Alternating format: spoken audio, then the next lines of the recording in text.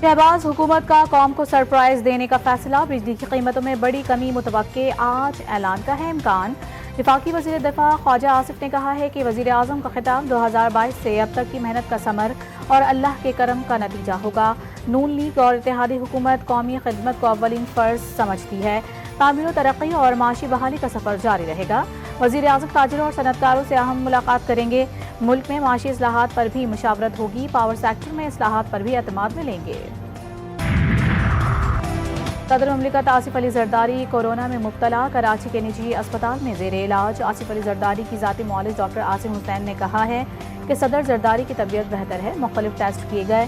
सदर अस्पताल के आइसोलेशन वार्ड में हैं। माहिरीन की टीम आसिफ जरदारी की देखभाल कर रही है। खातून अव्वल आसिफा भुट्टो ने डॉक्टर से वालिद की सेहत से मुतालिक तफसीलात मालूम की। वज़ीर आज़म शहबाज शरीफ की सदर की सेहत पर इजहार तशवीश। सदर मुमलिकत को बेहतरीन तिब्बी सहूलियात फराहम करने की हिदायत। वज़ीर आज़म ने कहा कि सदर जरदारी की जल्द सेहतियाबी के लिए कौम दुआ करे।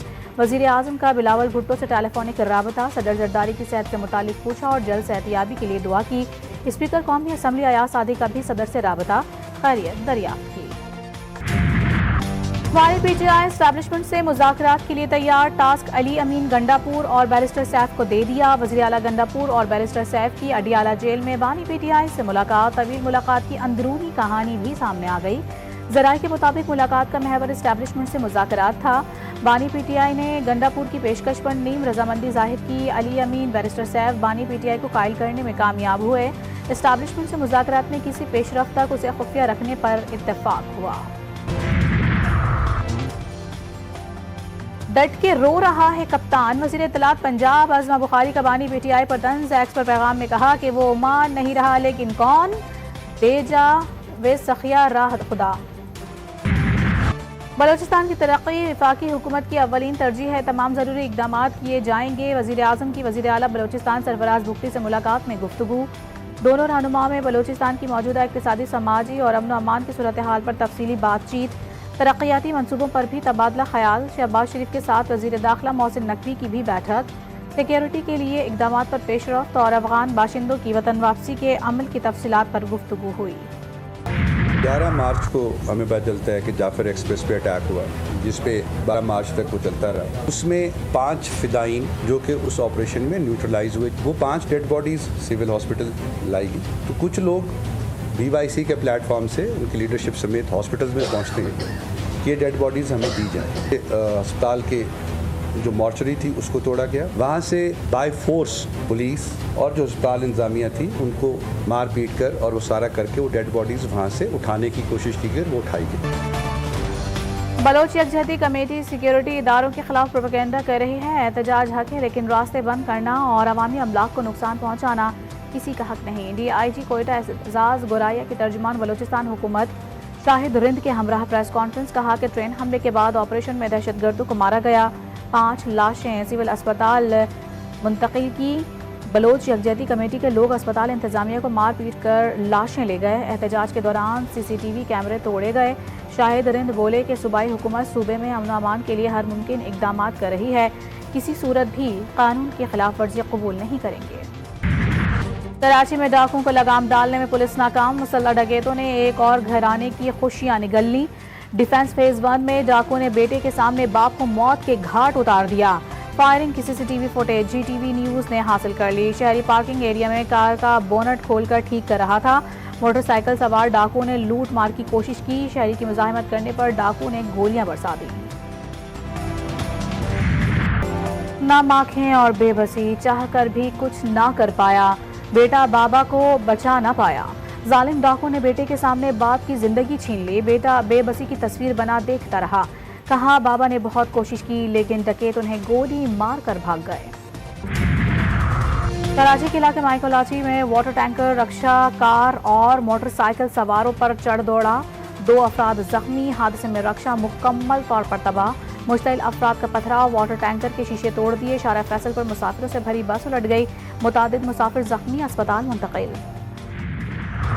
पीपल्स पार्टी की सिंध भर में नहरों की तामीर के खिलाफ मशल बरदार रैलियां, कारकुनों समेत शहरियों की बड़ी तादाद में शिरकत। पीपल्स पार्टी सिंध के सदर निसार खोड़ो ने कहा है कि 6 कैनालों का मंसूबा सिंध के वजूद के खिलाफ साजिश है। कैनालों का मंसूबा गैर आइनी और गैर कानूनी है। पीपुल्स पार्टी किसी को भी सिंध के लोगों की जिंदगियों से खेलने नहीं देगी। हैमिल्टन में दूसरे वनडे में भी पाकिस्तानी टीम को बदतरीन शिकस्त। न्यूजीलैंड ने पाकिस्तान को 84 रन से हरा दिया। सीरीज में नुमाया बरतरी हासिल कर ली। न्यूजीलैंड की टीम ने 8 विकेटों के नुकसान पर 292 रन स्कोर किए। कौमी टीम 208 रन ही बना सकी और पूरी टीम आउट हो गई। पाकिस्तानी बॉलिंग एक बार फिर से नाकाम रही। अहम बैटर्स की भी मायूस कुन कारकर्दगी। फहीम अशरफ 73 और नसीम शाह 51 रन बनाकर नुमाया रहे। कीवीज विकेटकीपर मिचेल ने 78 गेंदों पर नाकाबिल शिकस्त 99 रन बनाए। मोहम्मद अब्बास 41 रन बनाकर नुमाया रहे।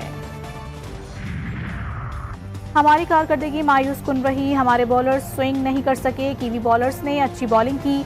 कप्तान मोहम्मद रिजवान कहते हैं कि यहाँ की कंडीशंस चैलेंजिंग हैं, मगर ये कोई माजरत नहीं। कुछ अरसे से हम मैच के अहम मौके को ज़ाया कर रहे हैं।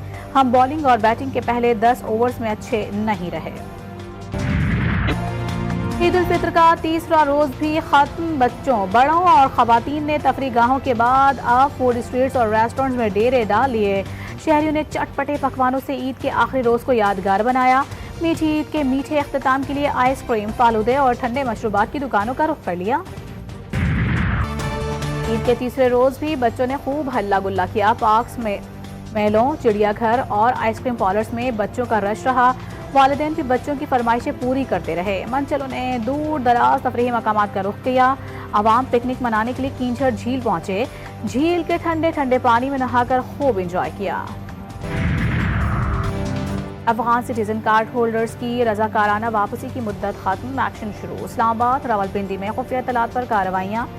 60 बाशिंदे जेर हिरासत। तमाम अफगान बाशिंदे पुराना हाजी कैंप में वाक़ आरजी कैंप में मुंतकिल।